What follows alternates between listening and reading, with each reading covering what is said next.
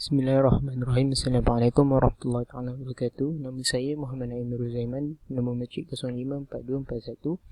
Hari ini saya akan menerangkan mengenai sumber perundangan Islam pada zaman Rasulullah SAW bagi subjek Tarikh Tasyri' SYD 20802 yang disampaikan oleh Ustaz Ahmad Syahrudin bin Taha.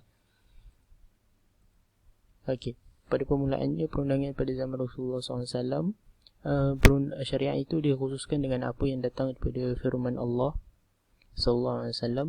A'udzubillahi minasyaitonirrajim. Am lahum syuraka wa syara'u lahum minad din ma lam ya'zam bihillah. Yang bermaksud, apakah mereka mempunyai sembahan-sembahan selain Allah yang mensyariatkan untuk mereka agama yang tidak diizinkan oleh Allah. Maka dalil ini menunjukkan bahawa ketika hayat Rasulullah, Al-Quran itu adalah sumber perundangan, dan terputusnya wahyu dengan wafatnya Rasulullah SAW. Bagi perundangan itu sama ada wahyu daripada Allah dengan secara lafaz dan makna, seperti contoh daripada Al-Quran yang diturunkan oleh Allah ke atas Rasul kita Nabi Muhammad SAW. Yang keduanya sama ada pada jalan wahyu ilahi dengan secara makna tanpa lafaz, seperti sunnah Rasulullah SAW, iaitu hadis Qudsi. Maka lafaz hadis daripada kalam Rasulullah dan maknanya adalah wahyu.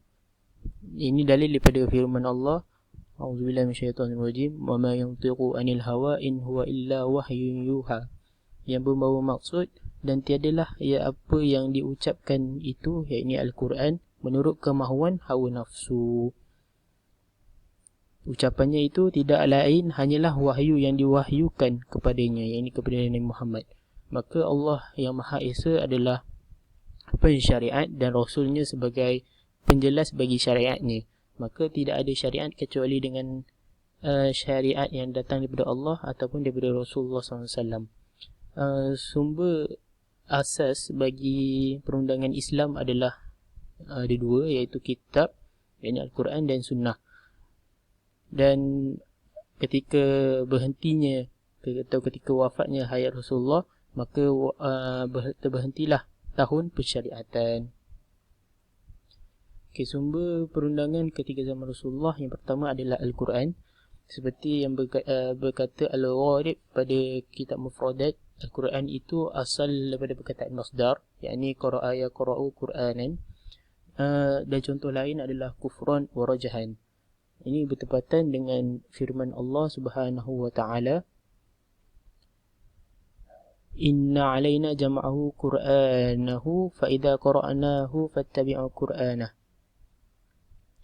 yang berbawa maksud sesungguhnya atas tanggungan kamilah mengumpulkannya di dadamu dan membuatmu pandai membacanya. Apabila kami telah selesai membacakannya, maka ikutilah bacaannya itu.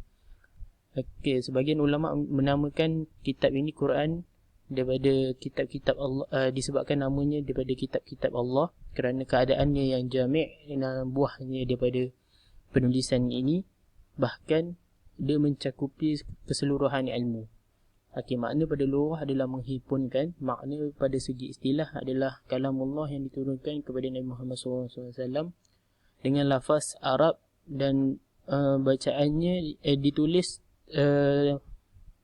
tulisannya pada mushaf dimulai dengan surah Fatihah dan diakhiri dengan surah An-Nas, dan dinaqalkan kepada kami secara naqlan dan mutawatir. Sebenarnya hajatul Quran, kepentingan Al-Quran, telah disepakati orang-orang Islam atau umat Islam ke atas Quran itu sebagai hujah yang wajib beramal dengan apa yang warid daripadanya, dan tidak boleh bagi seorang daripada umat Islam itu menghukum daripada hukum yang wujud daripadanya dan memilih hukum pada selainnya, kecuali ada keuzuran dan wujud hukum yang lain bagi membolehkan sesuatu hukum itu dilaksanakan. Seperti sesungguhnya Allah Subhanahu Wa Taala tidak berkata kecuali yang hak. Sesungguhnya Al-Quran Al-Karim itu disampaikan secara qati'i subut. Allah Subhanahu Wa Taala diturunkan sebagai undang-undang bagi umat Islam. Seterusnya uslub Al-Quran pada menuntut dan pemilihan, pada pilihan. Uslub menuntut perbuatan terbagi pada dua, menuntut secara jazim, yang ini dimasukkan dengan wajib. Yang kedua, menuntut kepada ghairu jazim, yang ini dimaksudkan adalah sunat, mandub. Perbezaan pada keduanya didatangi dengan dalil yang menuntut ke atas perbuatan itu, ataupun dalil untuk menunjukkan ketiadaan sesuatu perbuatan itu. Okey, uslub yang kedua adalah uslub menuntut menegah, yang ini yang dimaksudkan adalah haram dan makruh. Yang ketiga adalah uslub ibah, iaitu uslub pilihan. Dimaksudkan pemilihan bagi mukallaf, bagi mereka untuk melakukan ataupun meninggalkannya. Contoh bagi uslub menuntut perbuatan adalah lafaz amar soreh dengan lafaz amar, seperti firman Allah Subhanahu wa taala, innallaha ya'muru bil 'adli wal ihsan wa ita'i dzil qurba. Yang bermaksud sesungguhnya Allah menyuruh kamu berlaku adil dan buat kebajikan dan memberi kepada kaum kerabat, dan Allah melarang daripada perbuatan keji, kemungkaran. Yang kedua adalah ikhbar dengan perbuatan yang ditulis ke atas golongan mukhatibin, iaitu firman Allah, kutiba alaikumus siyam kama kutiba alal ladzina min qablikum. Yang ini diwajibkan atas kamu puasa sebagaimana diwajibkan atas orang sebelum kamu. Yang ketiga adalah ikhbar, pergabaran daripada perbuatan ke atas manusia secara umum, iaitu walillahi 'alan nasi hajjul baiti man istata'a ilaihi sabila. Bermaksud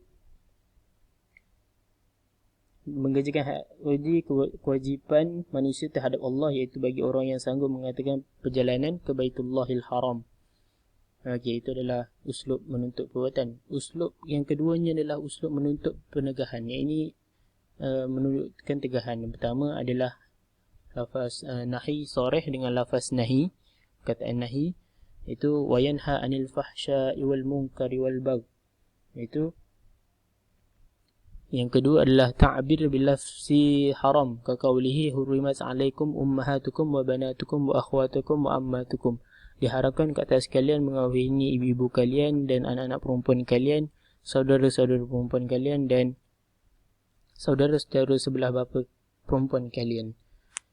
Itu lafaz haram. Yang ketiga adalah penafian yang halal. Yang ini dengan seperti lafaz la yahillu lakum an tarithu nisaa karha. Ini tidak halal bagi kalian mewarisi harta pusaka daripada isteri kalian secara paksa. Yang seterusnya adalah contoh bagi uslub yang mubah. Yang pertama adalah lafaz halal yang menunjukkan, disandarkan kepada perbuatan.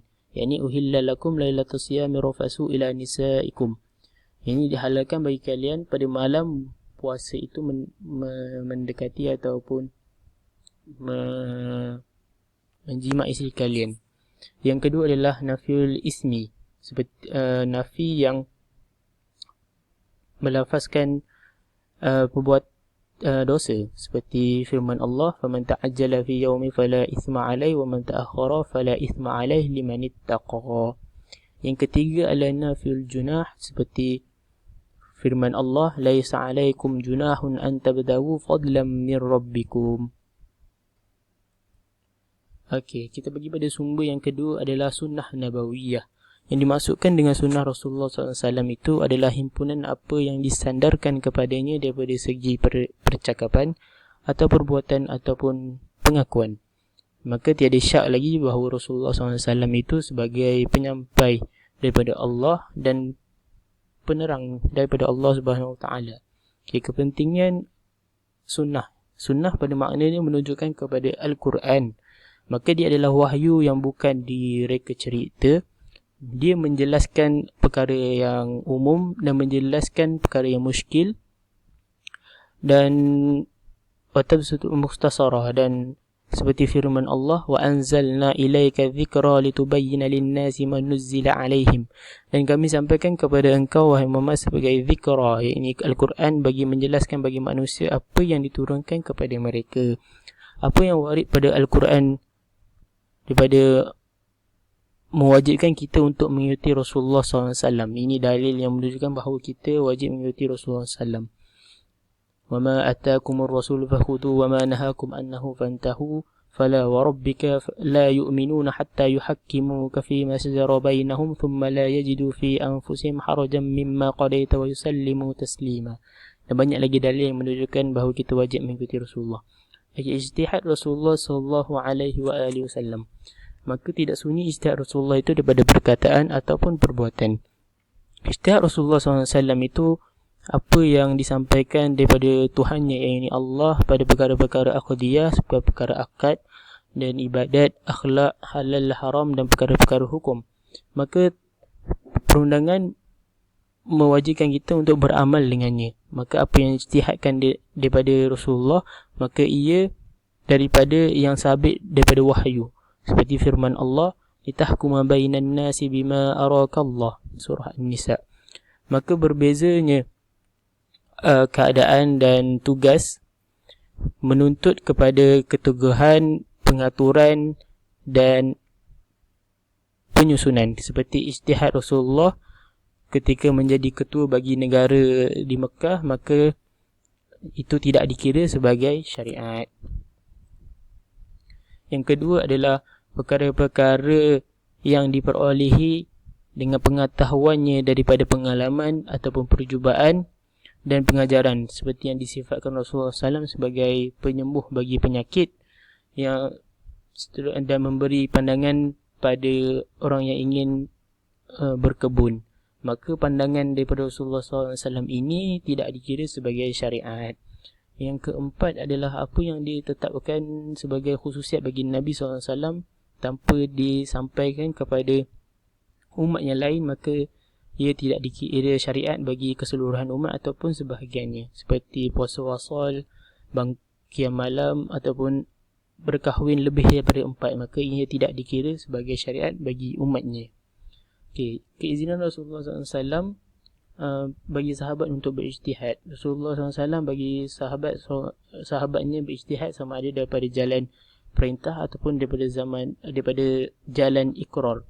Dan terkadang Rasulullah SAW hadir ketika mereka berijtihad dan kadang-kadang Rasulullah tidak hadir.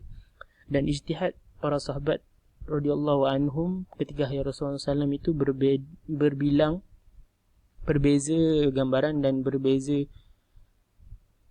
keadaan, dan menatijahkan keseluruhan ijtihad mereka itu kebolehan bagi mereka ijtihad, bagi sahabat berijtihad pada zaman Rasulullah. Dan ijtihad tidak dikira sebagai syariat seperti apa yang Rasulullah menyuruh bagi mereka itu mempraktikkan perkara-perkara juz'iyat supaya daripada hukum yang umum. Maka sumber perundangan pada zaman Rasulullah hanyalah Al-Quran dan As-Sunnah. Hikmah daripada ijtihad Rasulullah SAW memberi para sahabat berijtihad adalah mengajar para sahabat untuk mempraktikkan macam mana gaya untuk mengistimbat hukum syariah daripada dalil-dalil yang umum, dan memperkuatkan bagi para sahabat daripada persepsi dengan apa yang datang daripada perkara-perkara yang baru atas perkara-perkara umum daripada Al-Quran dan As-Sunnah. Hikmah yang ketiga adalah sebahagian para sahabat tidak melazimi Rasulullah SAW atas setiap waktu. Mereka memerlukan pada fiqh Islami yang datang ketika permasalahan pada hayat mereka sekalian. Dan seterusnya, marajik adalah mabahis fil ulumil Quran, tarikh tasyri' Syekh Mahmud Qattan, Syekh Muhammad Al-Khadri, Khulasah Tarikh Tasyri' Abdullah bin Abdul Muhsin At-Tariqi. Jazakumullahu khairul jazaa, tamma bihamdillahi rabbil alamin.